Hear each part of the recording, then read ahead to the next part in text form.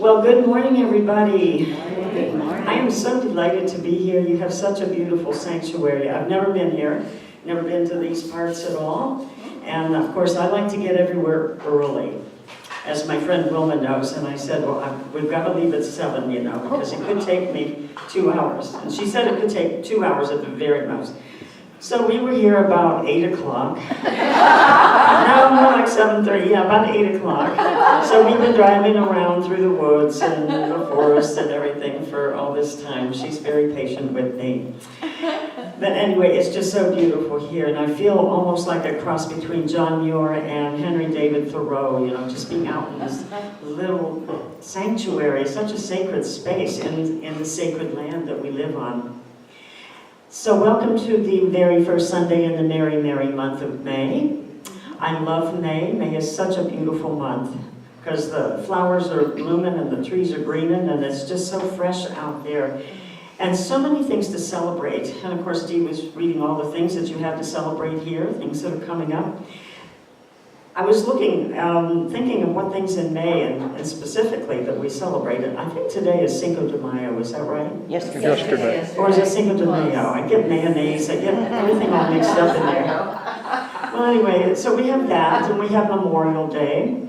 But there's some things that I didn't know. Maybe you already knew. May 2nd. Anybody know what May 2nd was? It was International Tuba Day. I'm sure there's some tuba players that celebrated that day. And May 15th is National Hug Your Cat Day. Oh. Really, and we all love to hug our cats, don't we? And then May 18th is National Museum Day. So I'm thinking there could be somewhere a museum that actually focuses on cats that play tubas. And you could just celebrate it all at one time at that time. So, and of course we can't forget next Monday. What's next Monday? Oh, come on, moms.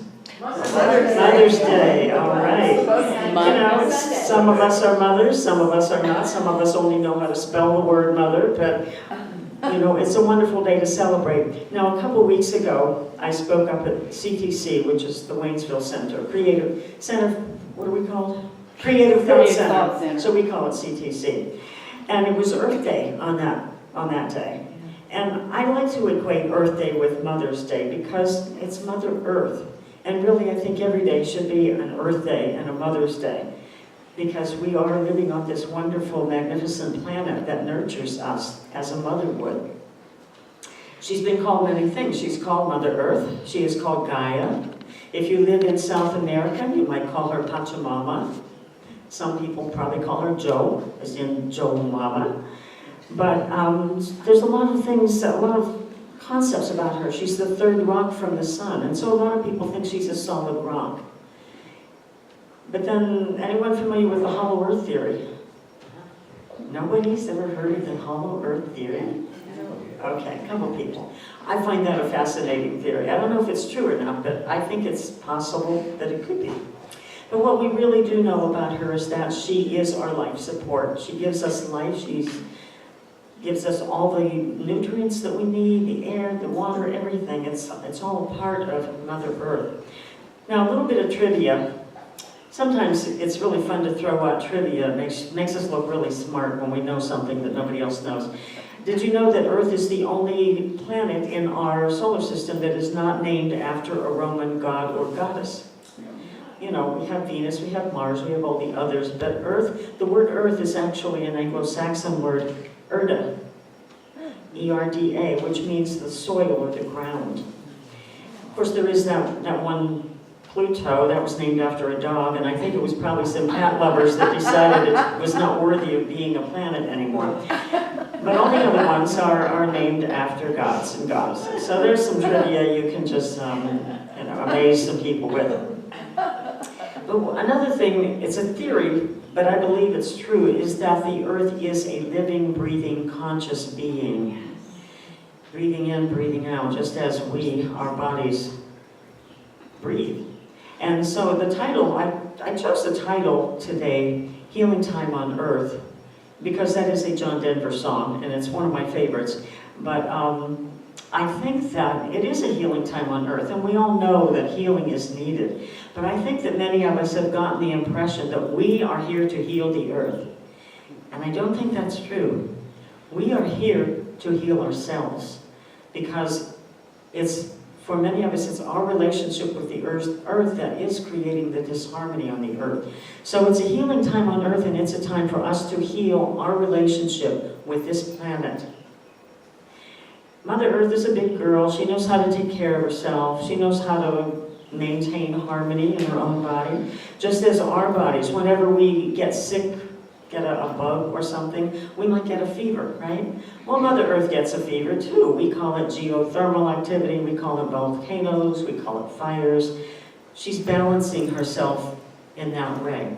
If we get a cold, we might get chills. Mother Earth gets chills. What do we call that?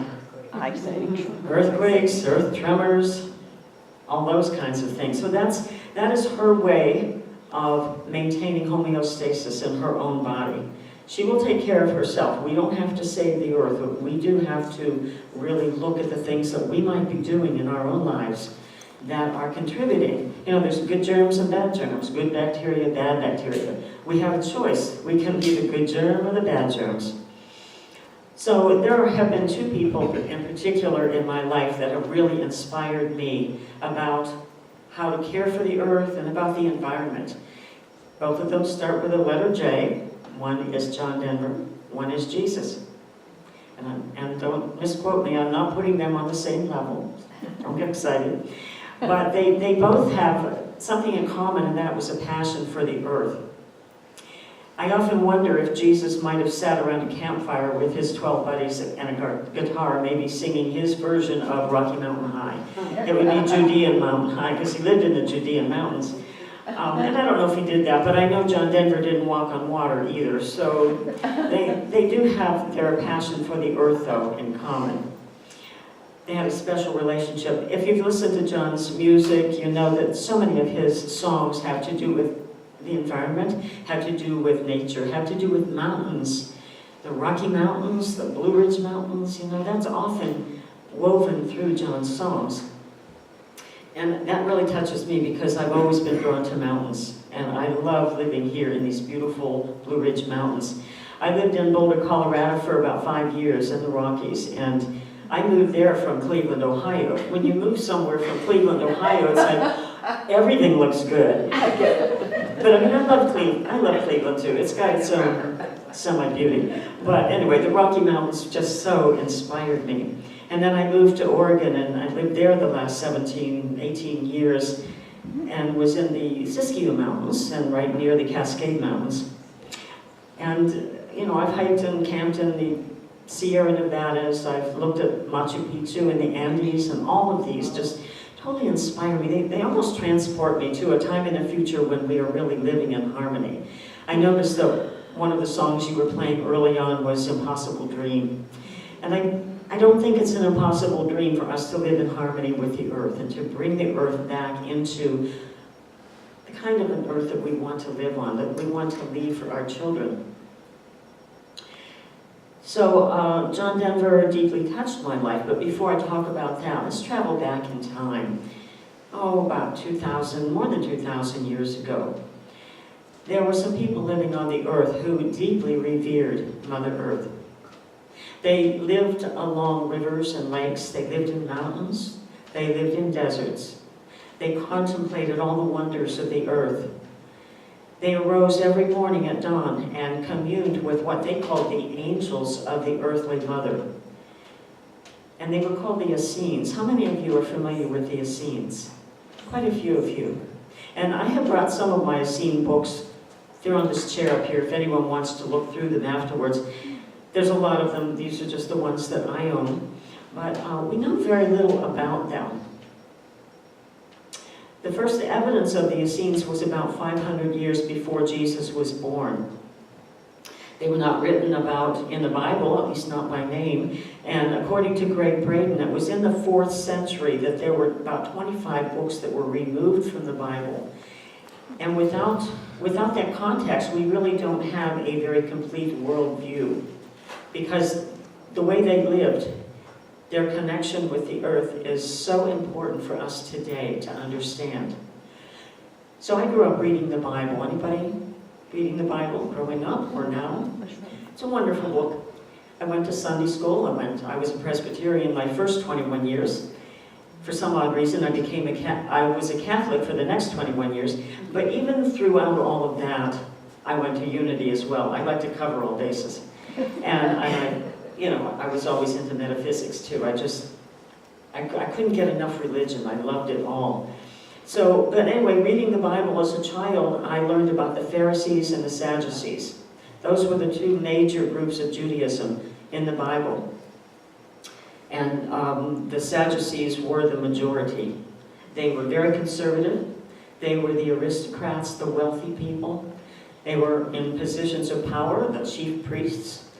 They were more concerned with politics than religion. They would go along with anything that Rome said because Rome was the one that ruled them in those days. They denied that God had any role in things. They denied life after death. They denied the existence of the spiritual realm. They really were not interested in any of that. It was really about the letter of the law. Now, the minority group of the two were the Pharisees, and they were more the common people, the middle-class businessmen. They accepted the scriptures as being inspired by God. They believed in the afterlife. They believed in angels, and they communed with them. Some. But the group I want to talk about today are the Essenes, and they're more of a minority group, but they were a valid sect of Judaism in those days. And they were a very contemplative sect of Jews.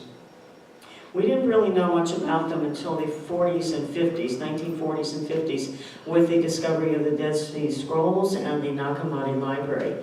And that's when we learned more about their lifestyle. And actually, even back in the 1920s, there was a young man named Edmund Bordeaux-Zichelli. He wanted to do some research, and he was friends with a Monsignor. He got permission to do research in the Vatican and the basement, the secret archives of the basement Vatican. And so for several years he was researching there, and he discovered some original manuscripts from St. Jerome that were believed to have been lost in the 5th century. And among these manuscripts was the complete text called the Essene Gospel of Peace. And that's what I have up here, some of his books that he has translated. And he has, I only have about 10 of them here. There's a list in the back of each one of those. He translated, I don't know, maybe 50 or 60 of them. They're very thin books, but they really talk about what the Essenes believed and how they lived in those days. So we have a deeper understanding now of their tradition and how that relates to our world today.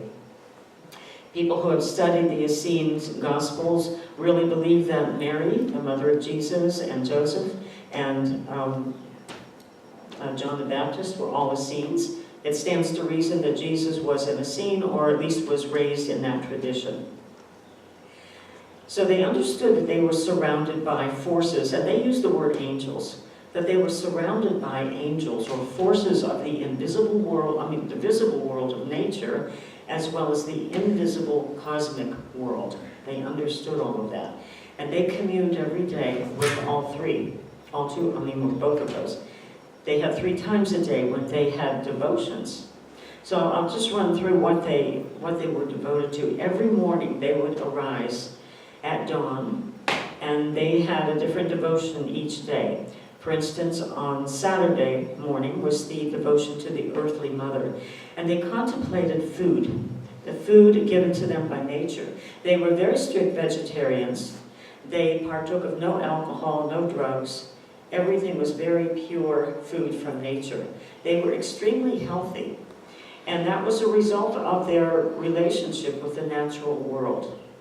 On Sunday morning, they got up and their focus was on the angel of earth. And that had to do with life-generating forces. It had to do with the soil and the germination of the plants in the soil. It also had to do with human fertility and balanced sexuality. Monday morning, they communed with the angel of life. And that had to do with vitality and the well-being of their bodies and the body of the earth, the planetary body. They knew how to absorb nutrients and absorb life force from the trees, Can you imagine how they would have been in a place like this, surrounded by the wonderful trees? And of course we can do that now too. We just don't always think about absorbing the life force from the trees. Maybe some of us do, of course. Tuesday was the angel of joy. They joyously contemplated everything. The mountains, the sunsets, sunrises, flowers, fragrances, that helped them maintain harmony in their life. Wednesday morning was the angel of the sun. They knew how to use the solar energy to power their bodies and to cure certain conditions. Now, of course, historians looked at that and thought those were miracles. But they're not miracles. This is the way we're supposed to be able to cure ourselves naturally, like that. Thursday morning was the angel of water. They knew that the quality of the waters on the earth related to the quality of their blood. They knew how to direct their blood flow. They had extreme self-mastery and resistance to pain, because they had a self-mastery of how the body works. And then Friday was the angel of air. They were conscious of the unity between air and life. So, and part of their practice there was deep rhythmic breathing that they did together in the morning. So you can see how devoted they were to everything of the natural world.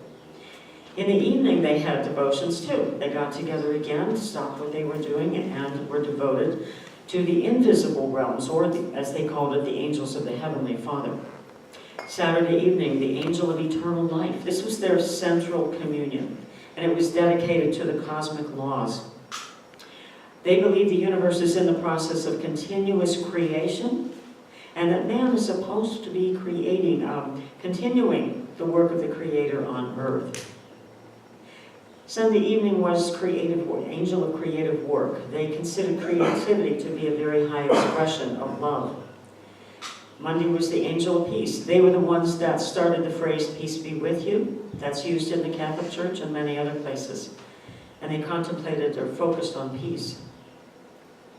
Tuesday evening was the angel of power. They saw the universe as a cosmic ocean of life, which cosmic power unites all forms of life on all planets. They understood there were other planets. Wednesday was the angel of love, and they believed that there was a cosmic ocean of love that existed everywhere, uniting all forms of life. And Thursday was the angel of wisdom. They had the ability to create harmonious thought processes, and they were very intuitive, very wise. And then Friday was, their communion was with the Heavenly Father and just union with the divinity and sacredness. But they didn't do just morning and evening, they also did noon. They stopped what they were doing at noon. And they had something called the sevenfold peace. And I brought a book along. This is by Gabriel Cousens. Anyone familiar with Gabriel Cousens? He lives in Patagonia, Arizona.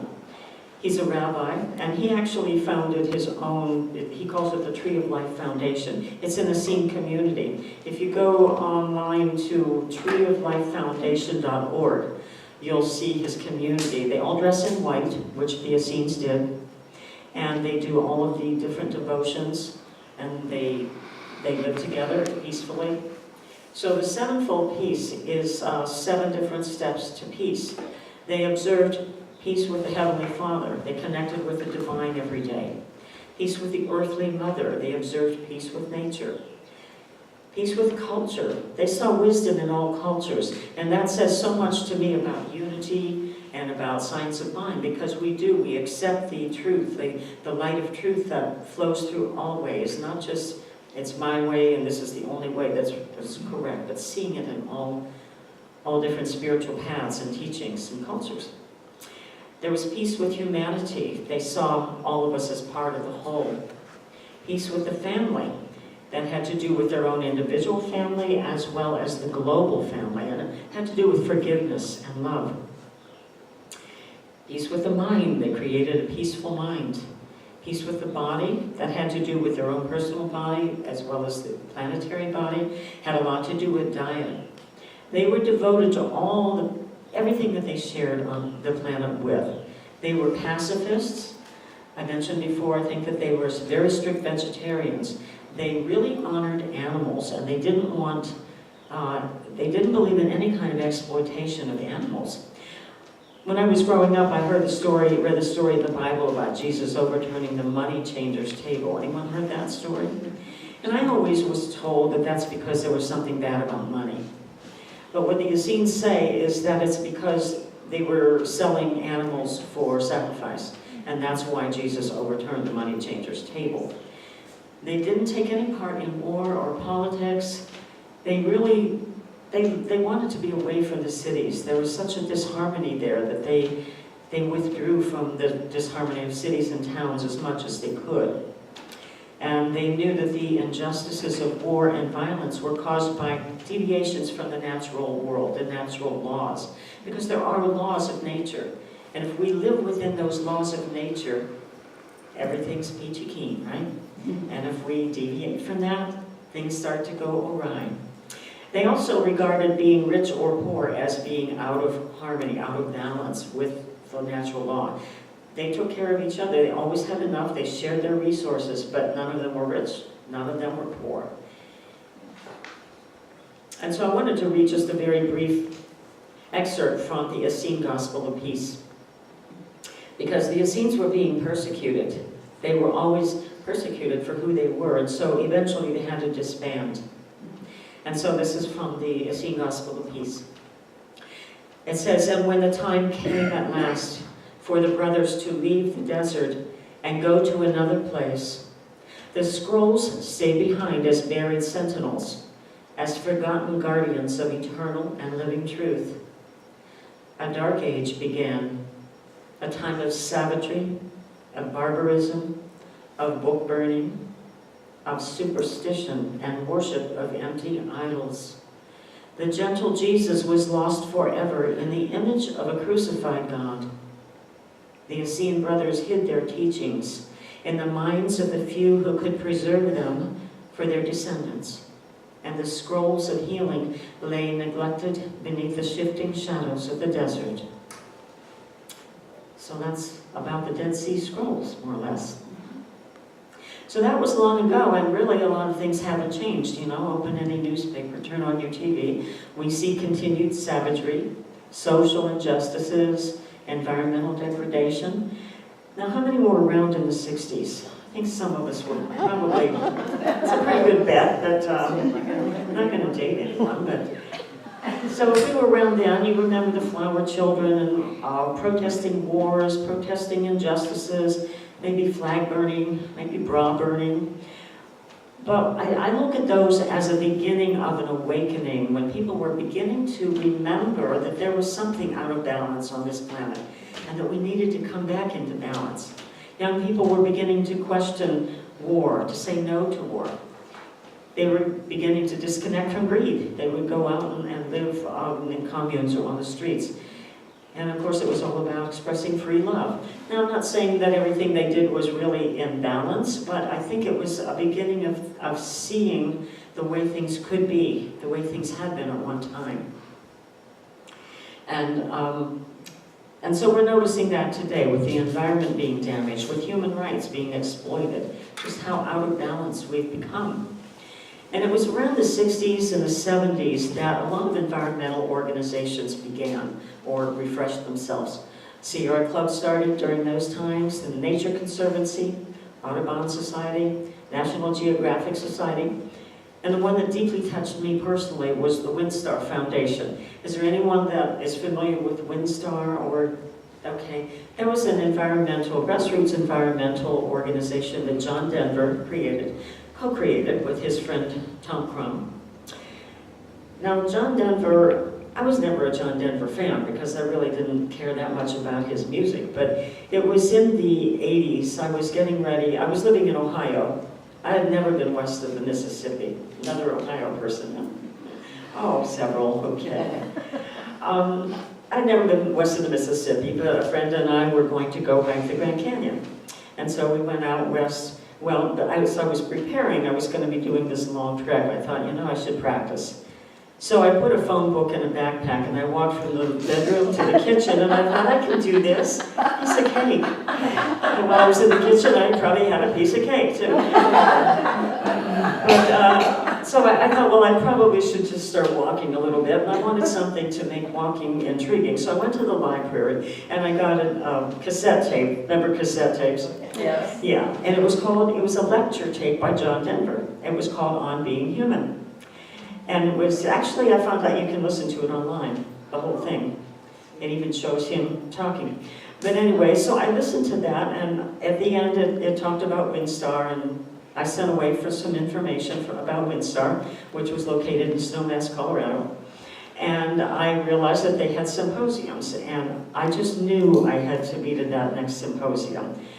The topic of that symposium was called Ethics in Action, and I was working at that time for 15 years at a chemical company, and I was the one doing the newsletters. So I thought, I've got to go to that symposium. I've got to figure out a way that my supervisor will maybe pay for it. Because, I was raising 3 kids alone and all this stuff. Anyway, so I went to the supervisor and asked him if they would consider doing that. I said, I'll pay my own way, I'll pay for the hotel, but if you could just cover the symposium, which wasn't really even that much. And I said I can write articles in our newsletter about ethics in action, because it had a lot to do with what companies are doing. And our company was as ethical as you can be if you're a chemical company, I guess. So anyway, I went to my first symposium, and I have to say it was one of those life-changing events for me. Changed my life. There were almost 2,000 of us there. It was held in Aspen, which is near Snowmass. It was in the Aspen Music Festival tent. And John Denver was really on a high that year. He had just come back from his honeymoon. He and his second wife stepped off the plane and came right to the festival. And he was just really passionate about everything. And John's passion for the earth started when he was a child. He was very shy. Before people really even knew he could sing or play guitar, he didn't have many friends. His father was in the army, and so they moved around a lot. He always found it hard to make friends. So he was a bit of a loner then. But he used to climb a tree, he told us, and he would sit in this tree, and he would imagine that someday he was going to have friends all over the world. And he was going to have a place that they could all come together and talk about how to really care for the earth. Well, that certainly came true for him. And Windstar was a big part of that. He started a foundation there. He built a biodome, the Biodome Project with Buckminster Fuller there. And of course, there's another one in Waynesville that they built together. And so I would go to these symposiums every year, and every time there were people from Russia, from Japan, Australia, all over the world, really. And it was a time we were on fire because we had hope. Through John's music and through all of the speakers, it just really gave us hope that we could make a difference, that it wasn't an impossible dream. And I know one year, or the first year that I went, he announced to everyone there, almost 2,000 of us, that if you're inspired and you want to have something like this in your hometown, you can form what they called a Windstar Connection Group. And so I went back to Cleveland, Ohio, and thought, oh God, can't wait to see who's going to start this thing. I want to get involved. And nothing happened. So I figured, well, okay, if not you, then who? If not now, then when? That was one of the things he kept saying through the symposium. So I put out a letter I called Windstar and got a list of names, anyone that had been there, put out a letter and got together some people. Long story short, we did form the Northern Ohio Windstar Connection, and NOWC, now C we called it. It went strong really until just a couple years ago. Even after I moved away, they kept it going. We had lots of programs to really educate the community about how we can be in harmony, about our connection with the earth, connection with animals, with trees, with rocks, with people, with everything. And so it was a time of growth, a time of passion for all of us. So those were in the 80s and 90s, and I continued until John's death.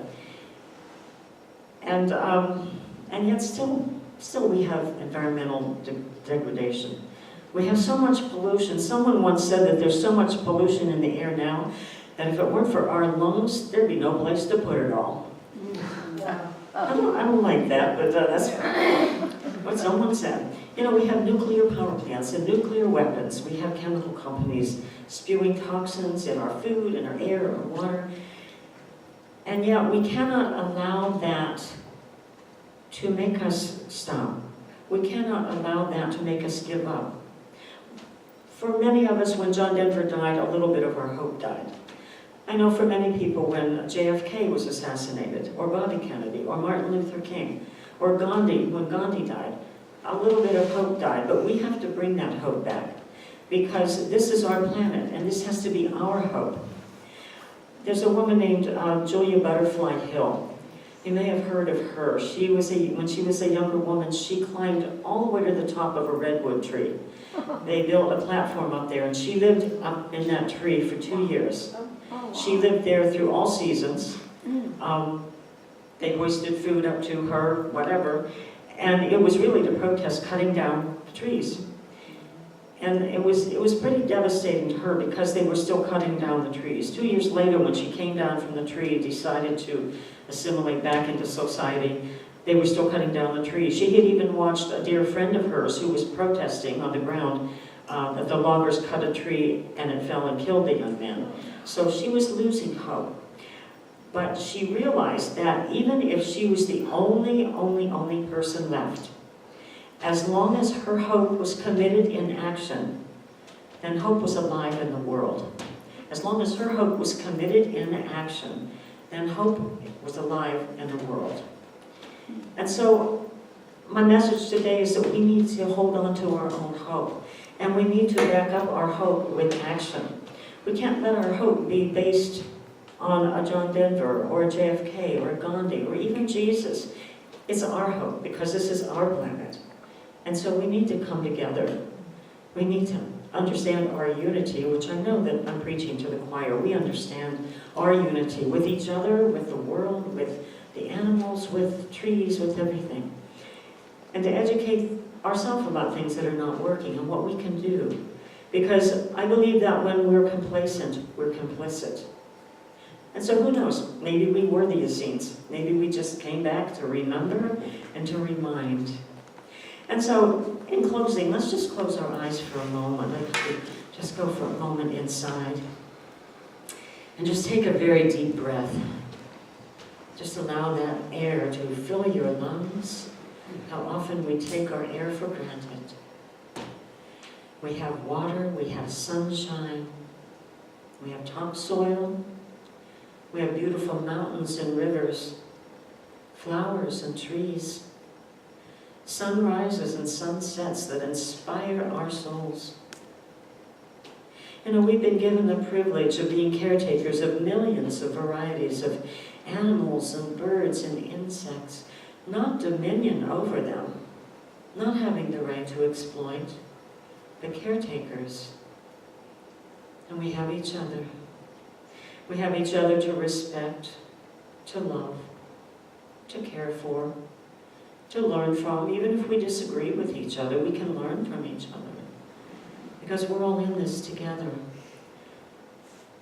John Denver used to sing a song, "It's About Time." He said, we're all in this together. It's about time that we come together and that we return as much as possible to the way of life that the Essenes experienced. So it's about time. It's about time for us to remember and to remind those around us. And so as we go forth in this beautiful, beautiful day from this lovely sanctuary into the forest, into the trees, we can just remember how to take in the energy from the trees. Remember how to breathe in the freshness of the air. Remember how to replenish your soul and your body with this beautiful Mother Earth. And remember next week to say Happy Mother's Day to our Mother Earth. Thank you.